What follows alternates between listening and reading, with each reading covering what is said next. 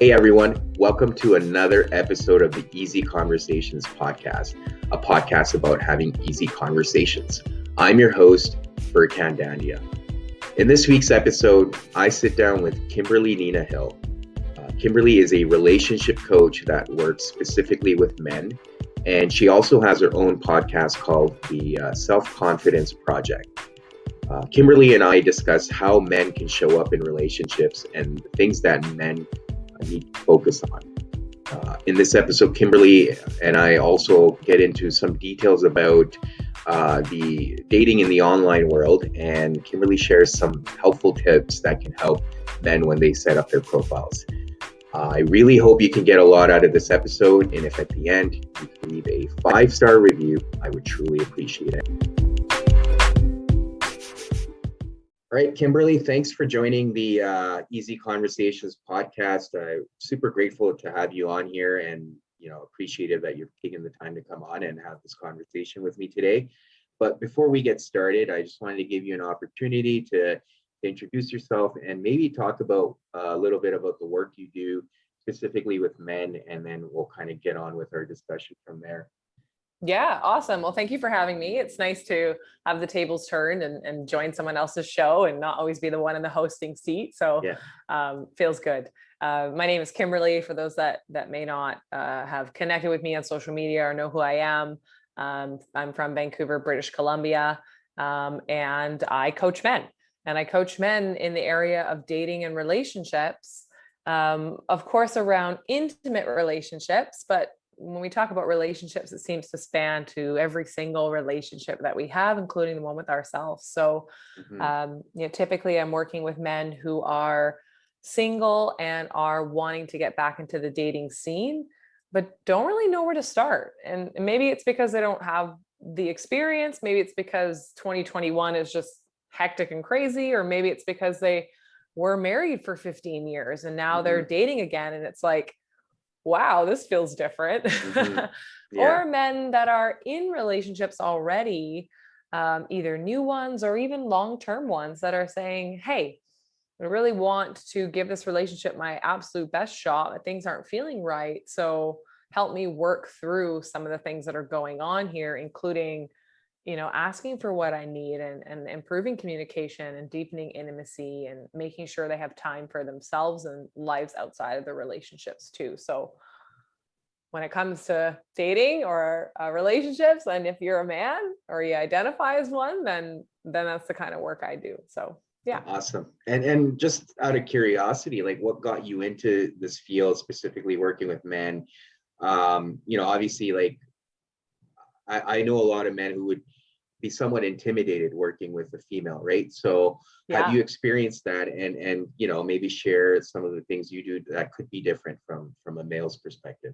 Totally. I guess 2 questions there. How did I get into this? I do get asked that a lot, and my story is a little bit, I guess our stories are unique, but how I ended up in the coaching field is maybe not what people traditionally think. Of course, I've had relationships, and of course I've had relationships that didn't feel right or didn't work out, or where I ended them or someone else ended them. So there's that personal motivation to get into the dating relationship space. But why men?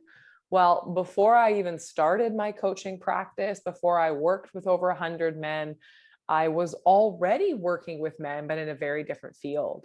So prior to starting this business, I had been living overseas for about a decade across Sydney, Australia. I was living in Singapore for a while. I actually had a close to a decade career working in financial derivatives. So I worked for one of the largest interdealer brokers in the world. And if anyone knows anything about that industry, it is probably 95% male dominated. So I have always been surrounded by men when it came to the workplace. I worked with them, I reported to them, I traveled with them, I helped hire them, I helped fire them. That's what I did. Like, I was a female in a very masculine dominated industry. And did I have any idea that 10 years later I was going to get into coaching? No, I did not. I absolutely did my best to climb the corporate ladder, like most people do. And it was in the last few years of working in that industry that One, I noticed that the men opened up to me a lot. I was able to witness the struggle that men had to go through balancing their corporate lives and then their personal lives, and how those meshed and got messy. And, I know guys were sending money back to their wives that lived in different countries. Guys were going out entertaining clients till 1 or 2 a.m. and their wife's at home with 3 kids. And like, it was all in balance. And I just found that the men really opened up to me about their lives. And one of the benefits of the firm that I worked at is they actually hired a kind of a symbiotic kind of like coach/counselor to be made available to the employees. And our CEO in Australia had hired this gentleman, and it was like, you guys want some support, whether it's conflict you're having at work or stuff that's going on in your personal lives, take advantage of the fact that we're paying for this coach and you can go see him once a month if you want. And I was like, yep, heck yeah. I'm like, I'll take free support any day. So I started speaking to this gentleman for every month that he came in. If I was available, I'd go chat with him. And this probably lasted for maybe 6 or 8 months when I was in Australia. And then I made a big transfer up to Singapore and continued speaking with him for at least another year. Maybe there was a bit of a gap, and then at least another year. And it was through getting coaching myself, plus everything that was happening in my personal life, that I kind of recognized that I really wanted to support other people. And I really enjoyed the support I was getting from this coach. And I just had that kind of moment of clarity, or that moment where I realized I like being in that teaching role. I really like supporting people emotionally. I really like helping them solve problems. I really like helping people solve their own problems. And it was a little bit like that aha moment, but that aha moment took a while to build up. It's not like I had one combo and I was like, oh my God, I want to change my whole life around. It was like, it was a slow buildup. And I made the decision actually to quit my corporate career without another job lined up. In fact, I was in Singapore at the time. I left Singapore. I left the job. I left the friends. I left with my partner. And then shortly after, left my partner.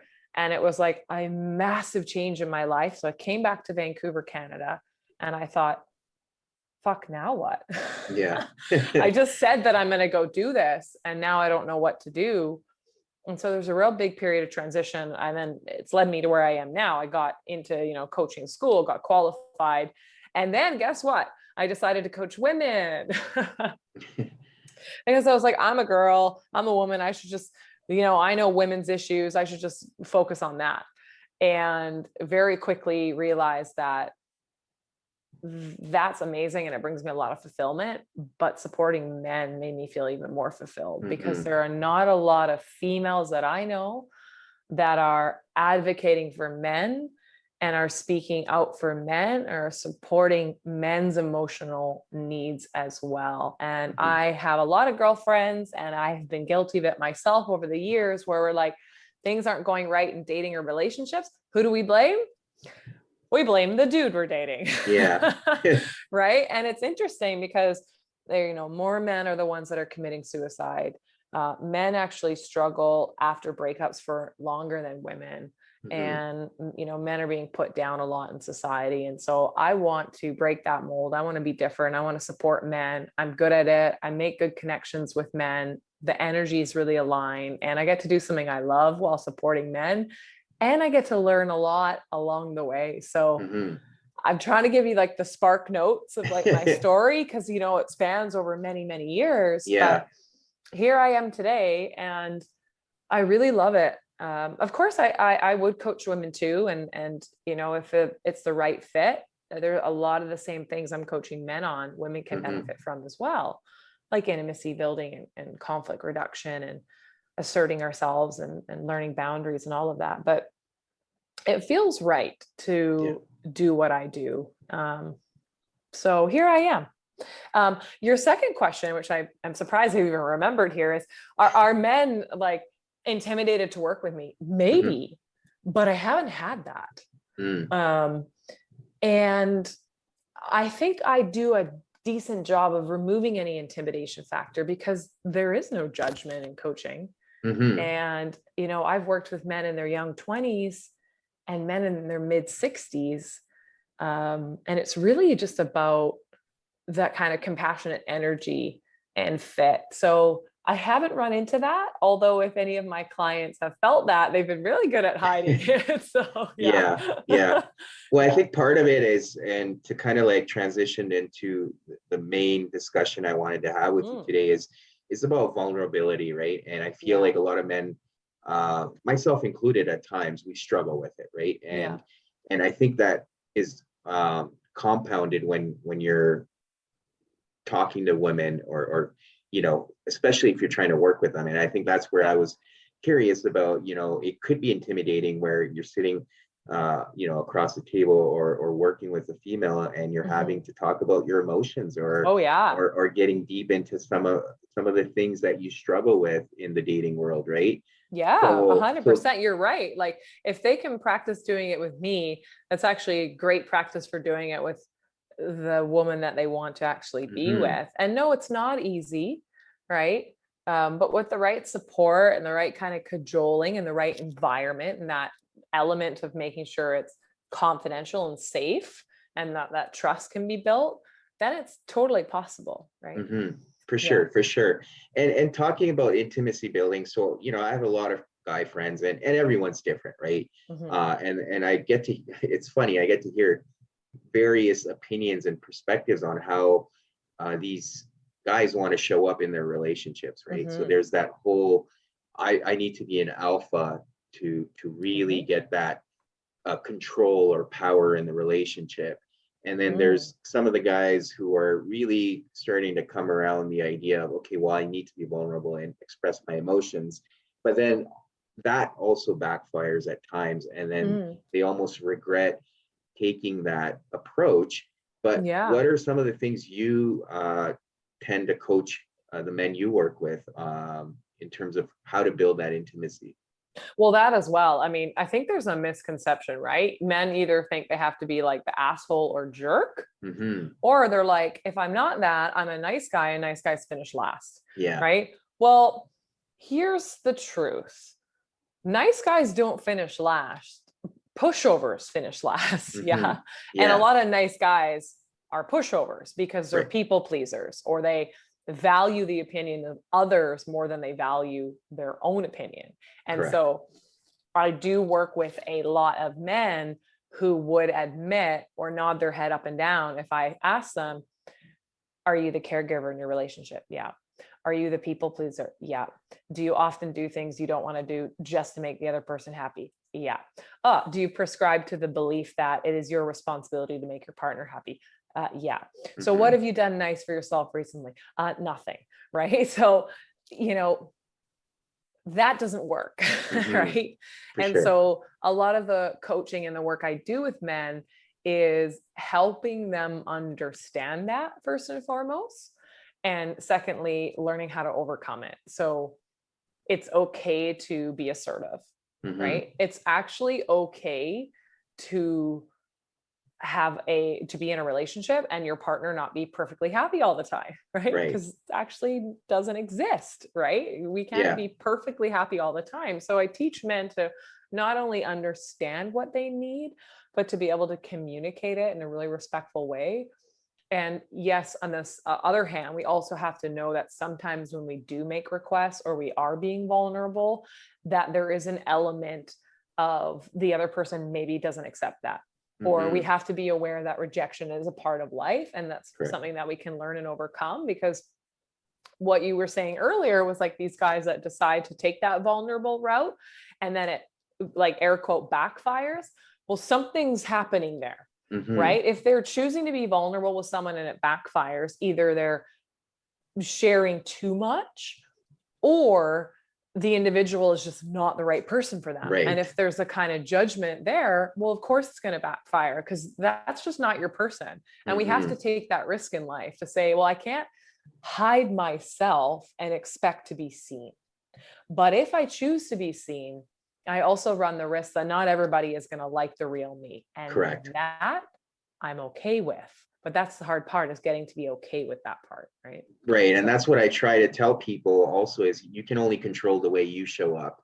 Yeah. And you can't be responsible for how the other person's showing up. So if you're being vulnerable and it doesn't work out, that is a sign that maybe, that, like you said, that person is not right for you. Yeah. The other piece I'd like to add is setting boundaries early on, right? And I think that's what I think what you were meaning or trying to say is, like, with being a pushover, you also need to be able to set boundaries. And 100%. if the other person doesn't like your boundaries, again, that's indicative of their personality or their character. It has nothing to do with you. And we quite often tend to personalize how other people react to our boundary setting.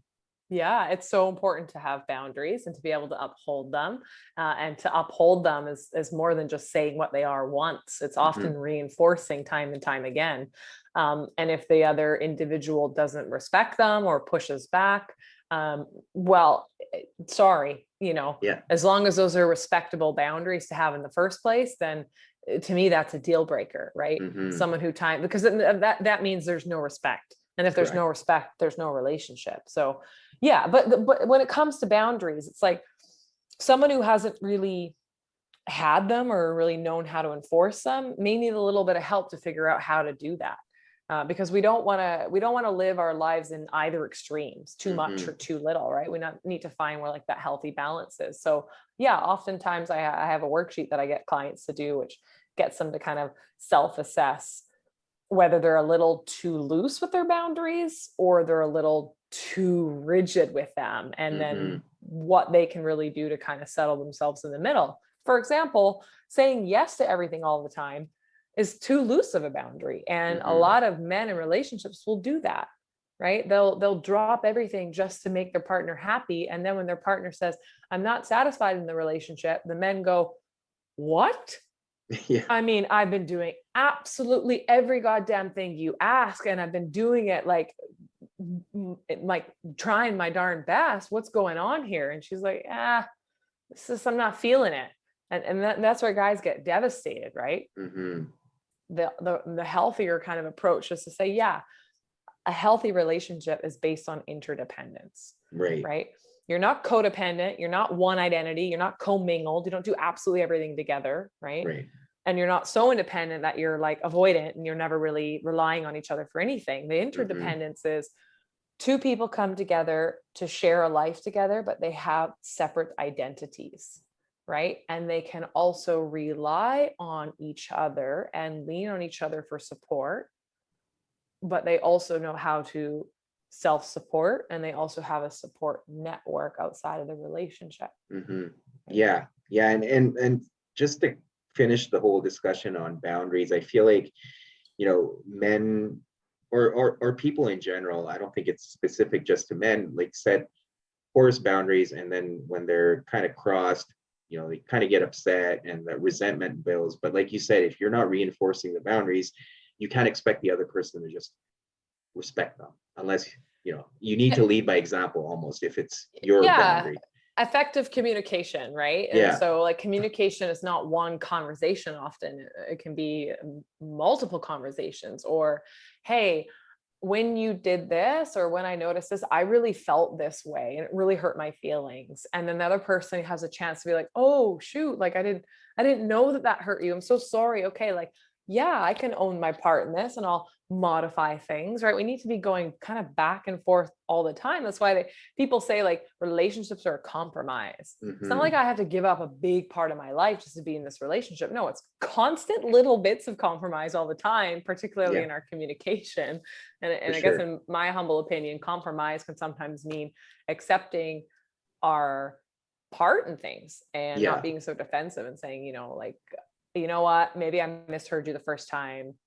I'm happy to kind of give it a try this way if it makes you feel better. Or no, I absolutely cannot do that because that's a hard boundary for me, whatever it is. Right? Yeah. And I think to your point, communication is really important, because even just the word compromise means different things to different people, right? Like a lot of people think compromise is giving up on whatever they want, right? They're consistently giving up on their boundaries or what their needs are in the relationship. But to your point, if you're communicating and you're finding the middle ground in a lot of situations, then you can kind of build up your emotional bank account in the relationship. Otherwise, what happens, at least what I've seen or experienced myself, is it's resentment, right? You're consistently getting angry and upset, and you're bottling it up, and you just continue to resent that person, and it just gets to the point where you start keeping score. Yeah. Okay. If we're at the scorekeeping part of the relationship, it's you pretty much have already checked out at that point. Yeah. And resentment is a silent killer, right? Because when we resent somebody, it turns into contempt. And when we hold our partner in contempt, or we look down on them, or we roll our eyes at them, or we think that we're above them and they're below us. In fact, that's the number one predictor of marital divorce is contempt. And I think it really stems from resentment, and that stems from not having our needs met, which stems from not being able to communicate them. And if we're still failing there, then it's probably not the right person, right? Yeah, for sure. And I think a lot of things I see with men specifically is, again, going back to what you said, expressing what their needs are or their emotions. I think a lot of men are too scared of coming across as, like, quote unquote weak or needy. Or needy, exactly, by being vulnerable.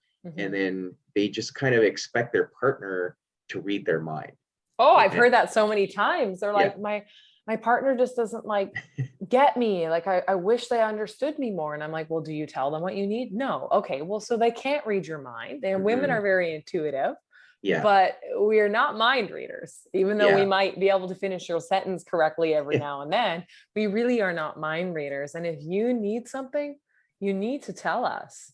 Right. And likewise. I think it's exactly. And I think it's equally important when it comes to expressing your emotions, right? If something upset you or something hurt you, you can either pretend like you're fine with it and be all manly, or just express yourself and give the other person an opportunity to repair.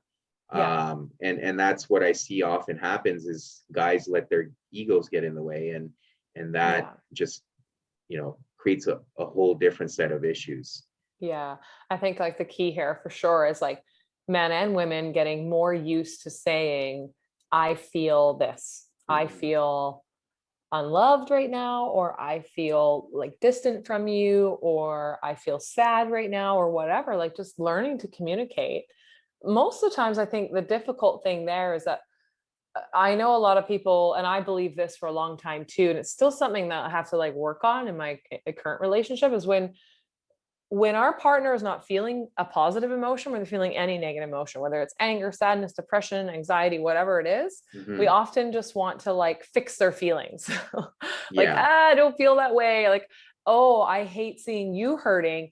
It's more like, you hurting makes me uncomfortable and I want to stop that. So we need to learn to be okay with our partner's feelings and learn to be able to communicate them and not judge our partners, and also let them express and go through what they need to go through. Society has taught us like, bad emotion, like shut up, or like, don't express it, or don't say it, like only celebrate the good times, don't dwell on the bad ones, right? And it's like, well, sorry, like we need to just be human and express a wide range of emotions and be able to support our partner through that and not try and solve it or fix it. For sure. And I think that's a significant thing, like at least I've had to learn the hard ways. It's you kind of get caught in that trap of wanting to fix things. Meanwhile, you're not taking the time to really understand what it is your partner needs. Maybe they don't need you to fix something. They just want you to listen to them. Right? Beautifully said. This is called emotional validation, or validating our partner's emotions. And I always say, like, there's often this disconnect where men stereotypically are like logical thinkers or problem solvers. When they see their like partner upset, they want to like fix the problem and fix the feeling. Whereas women stereotypically are more in their feminine, they're more emotional, and they just want to like feel heard, because we're also intelligent, we're also problem solvers too. So what happens is when a woman in the relationship comes to the man with her emotional side and saying like, oh, I'm feeling all of these emotions, and he meets her with his intellectual side, you get this mismatch. the intellect and emotion, like you could see my hands right now, if you're listening, they're like, they can't connect. Right. Yeah. And so often if the problem is emotional, meet it with emotion. Yeah. Right. Yeah. If the problem is intellectual, meet it with intellect, like equally there. Right. With, yeah.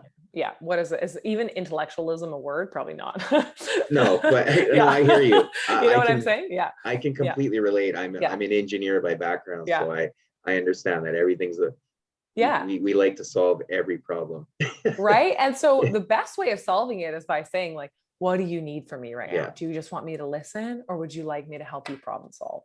Yeah. I bet if people could learn just that phrase, we would reduce like relationship conflict by like 50%, because Yeah. most of the times conflict, it escalates because I don't feel heard or like validated. And so then you get upset because not only are you emotional because of whatever's going on, but then your need in that moment is not being met. And it just escalates, turns into an argument or a screaming match or slam doors or whatever. Yeah, no, and I think, like you mentioned, I think for us, people in general, we get uncomfortable when someone's feeling negative emotions, right? It's the same when you have children that are crying or upset. You just want to fix it rather than understand. Maybe they just wanted to cry and let it out. Yeah. Or like as toddlers too, like I would highly recommend, like, I want to have children. I don't at the moment. My sister does. And when I see my little 4-year-old nephew upset, instead of being like, Mike, and stop crying, I just want to go up to him and say, like, as the coach in me wants to go, I notice that you're upset right now, right? Validating his emotion.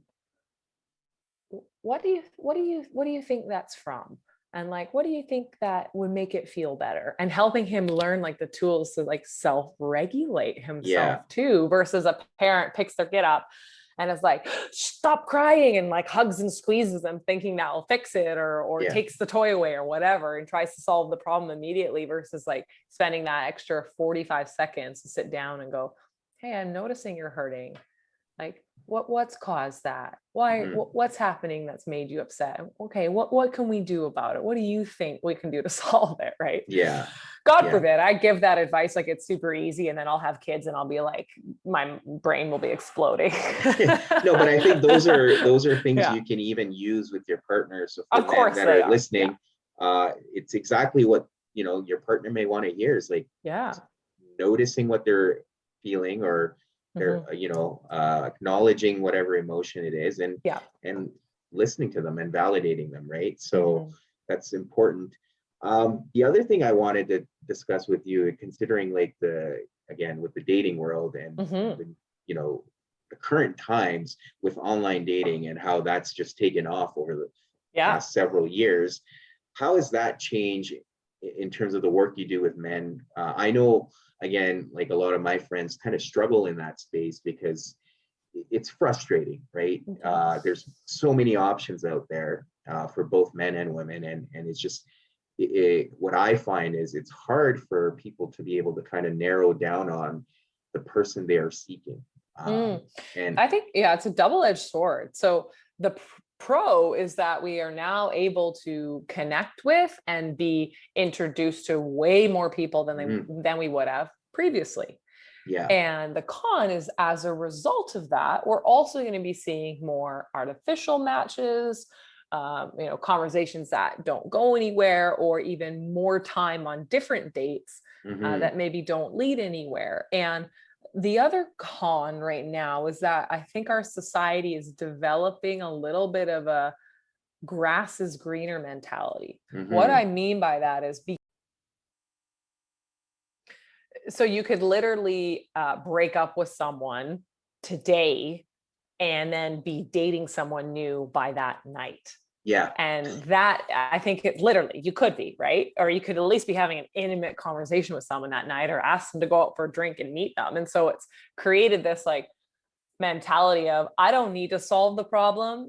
And if someone is not perfect, I'll just find someone else. And that's created like a real nastiness in the dating culture, right? Yeah, especially for men that I coach that are a little bit more avoidant. Now, I don't know if you've ever spoken to your audience about, anxious attachment, secure attachment, avoidant attachment. Yeah. For those of you that are listening and don't know that, you can probably check out either one of our podcasts and learn a little bit about that. But for men that are a little avoidant, so men that genuinely do want love and connection, but get freaked out when that starts to feel real, can easily just walk away from something because they know that they could find something else the next day. Right. And it creates this like it's just a bad cycle, right? Yeah. I think what happens in that case, and I think it could apply to women as well that are avoidant, is you don't necessarily take that time to reflect and I don't want to use the word ownership, but almost not take responsibility for your role and how you can do different. You basically, because it's like the grass you keep is searching greener. for that perfect person, right? Which doesn't exist. And it's like, you don't take any ownership for yourself or, your flaws, and you just keep searching for someone to make your life perfect. And that just doesn't exist. And so those people are just searching and searching and searching. Right. Yeah. I think then there's the other side of things where there are people that go online and are so truly wanting something genuine, but don't know how to position themselves. They're not getting matches, and their like confidence is being absolutely shot down because they get on dating apps and they hear one story about, I'm matching with so many people and going on all these dates, and it's just so easy to meet people. And then there are people that go online and are like, whoa, like I am not matching. And I feel so crap about myself because like, what does this mean? Is this a reflection of me? Yeah. Or do I need to have better pictures or? And you probably do, right? And there's a truth to that. I do coach men on how to set their profiles up for success because it does matter. We're not presenting ourselves the best way because dating apps are designed to make people judge you on the first go around. So you do want to give yourself the best chance. And so that's tough for those guys. And so what's interesting is that I end up coaching a lot of men, yes, around their dating profiles online, but I end up coaching them on how to meet people offline, because guess what? That's a dying art. Yeah. And it is a very effective way to meet people. And I end up coaching men on that. And I say, keep going on the online dating world. You don't need to make that your 100% source of finding love. Don't, because there are other methods and you don't want to only choose one or the other. Right. I would say a healthy combination is to be online and to be relatively active there. And then to also know how to be social and meet people that way too, because social skills, in my opinion, and I have to look at the research, but I would imagine the social skills of individuals are dropping drastically because we're all online. It's all text communication. We don't even have to face someone. So a lot of the dudes that I are coaching are like, so afraid to approach attractive women. Right. And I think those women actually appreciate it when men approach them because it shows confidence and they're just used to talking to guys behind a screen. So when a guy actually approaches them, they're almost like, I wouldn't say that they're like, I think they're excited at that idea because they're not used to it. Right. And I think it makes it different. I mean, at the end of the day, evolutionary wise, that's how things have happened. You're totally bang on. And guys are like, oh, I don't want to approach her. She's hot. Like, oh, she'll be getting that all day long. No, she ain't. Yeah. Because there are not that many guys that actually walk up and approach her. Is that they'll see, like I've heard stories of guys seeing a girl out in public that they think is attractive, not saying a thing to her, inquiring about her through other people, and then jumping online in the hopes of actually connecting with that person to start a conversation that way, instead of avoiding all of that malarkey and walking up to the woman and just introducing yourself. And so I coach guys on how to actually approach women. And I don't give them a page of pickup lines because that's not how we roll. It's like how to be honest and authentic and start a connection based on who you really are. And it's really effective. Yeah, 100%. I think it's the fear of rejection and ultimately that, of course it is. Creates that reluctance. But so is there any like additional tips like you could share on the whole online space? The online space. I actually, at one point I was going to start a YouTube channel. to start doing videos on this. And then the truth is, it's just, there's so much to do that like YouTube is just, unless you're like, my whole business is there. I think I did like 5 or 6 videos and I was so burnt out from it that I stopped, but I did create one video and it's definitely worth watching. And I'll give you the tips here anyways, but it was how to set your profile up for dating success. And definitely like people are online and they're dating there. So I think it's important to know this. One, your picture does matter, right? You don't need to be the hottest dude out there, but you need to have confident photos. And what I mean by that is women want to see your face, right? So make sure you have like a photo where we can look at who you really are. And then we want to see photos of the type of person that you are. Not necessarily, we want to see what your body looks like and all that. And do you have hair? And of course, women are thinking of these things, but we don't want 5 photos of just you.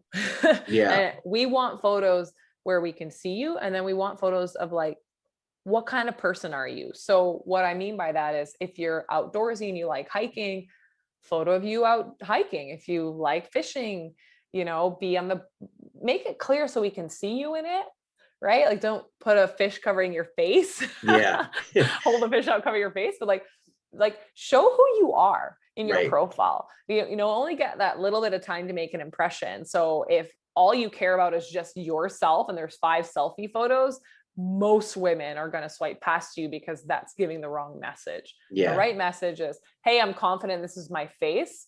So you can see what I'm like and I have a great smile. And these other photos are like me doing fun things, riding a horse, out for a hike, shooting a gun, if that's your thing, going fishing, playing chess, if that's your thing. Like, it doesn't matter what it is, just give us a glimpse into your life. And I think that's really an appropriate way to use the, 5 or 6 photos we have to get when we're talking about things like Bumble or Hinge or Tinder. And then in your profile, please avoid bringing negativity in. So you're going to get swiped past very quickly if on a profile you say something along the lines of, I'm just going to make stuff up on the spot here, but if you're like, no time for ghosting or time wasters, only looking for someone serious. It's like, sounds like you've had some bad experiences, dude. Not interested, right? Or brokenhearted, looking for love. Like, you know what I mean? Like, guys do that and they're not necessarily aware, and women do it too. Women are awful on there as well. They focus on all the wrong things. Like, but right now we're talking about guys. And so we don't want to bring negativity into the bio. What we want to bring into the bio is, hey, this is who I am. This is what I love doing. This is what I value. And you know what? There's nothing wrong with saying what you're looking for, but don't say what you're not looking for. Focus on the positive, not on the negative. So before I met my partner, when I was on, we met on Tinder. I love telling people that because I just want people to know that there are genuine people out there looking for love all the time. Doesn't matter what the app is or what its stereotype or negative, images. And when I was on there and I was swiping through, what was I saying? Bring me back to my point about this negative. Negative. As soon as I would see that, I just wouldn't give that person the time of the day, no matter what they looked like. And so it's a massive, massive no. So definitely, don't talk about what you don't want. Definitely talk about what you do want, because that's what's going to attract the right person to you. So those are 2 tips for sure. No, thank you for sharing that. And I guess overall, in a kind of a general perspective, like for men that are kind of looking for intimate relationships, what are some things you can share outside like the online dating world? I guess, we talked about being vulnerable and being able to express your emotions as a man, but what are other things that men can focus on? And one of the things I've tried to highlight in various episodes is really doing the work on yourself before you're ready for a relationship, right? So you talked about attachment styles, knowing those, so you know exactly how you show up and you can express that to your partner, but then also understand how they show up. So stuff like that are some of the things I share, but is there anything else? Yeah, I'll share another tip, and then I'll also say like what we can do is put maybe in the link of this podcast a link to a free ebook that I've created, which are the 5 common mistakes men are making in dating and how to overcome them. And in that ebook as well, I just couldn't really think of a very good title for it. It's also like how to build that natural attraction between men and women and polarity. So definitely like get that guide, because it will walk you through some mistakes that men are making and how to really overcome them quickly. But one of the tips I have for men that date, and men that are typically those nice guys too, is get clear on what you are looking for. Because here's what often happens. We don't really know what we're looking for in a partner. Maybe we know what we're looking for in terms of looks, right? We don't really know what we're looking for. So when someone comes around and there's a little bit of attraction there, we end up just pursuing that and settling there, and then realizing way later on that, oh, we're not actually compatible. So get clear on what you actually do want from a relationship. And if you don't know how to get clear on that, then just get support, get coaching from myself or lots of other coaches that are out there, so that you know when you found something good. Right. I will share just very quick anecdote story. When I dated before, I had my own insecurities. And I remember that as soon as like there was a man that I found attractive and he liked me back, we would just pursue each other and end up in a relationship. I never actually stopped to consider whether that person was compatible for me, compatible in terms of my life values, compatible in terms of where I'm heading in life, compatible in terms of sexual chemistry, all these types of things. We often worry whether the other person likes us, and we don't stop to ask whether we actually like the other person. So my tip there is to find a way to get clear on what you're really looking for from a partner, the woman in your life. That's really going to help you to position yourself and to basically narrow down how you move forward. So no, thank you for sharing that. And again, I appreciate you coming on and having this conversation with me. For people that don't know you, or my audience that want to find you online or social media, what are the best ways to get in touch with you? I really like the personal approach. So I do talk to people on social media all the time. So you can find me on my account at Kimberly Nina Hill. So you can connect with me there. Feel free to just send me a DM and just say, hey, heard you on the podcast. Just kind of want to like chat and learn a little more. It will be me that speaks with you. So you can do it that way. You can go directly to my website too, KimberlyNinaHill.com.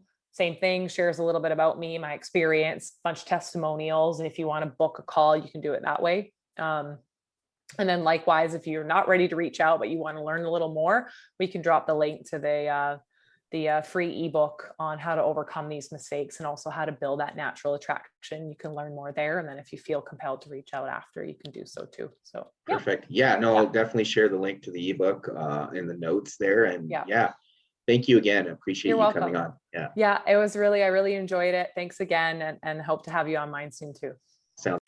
Well, that's the end of the episode. Thank you again for tuning in. As always, please leave a 5-star review. And until next week.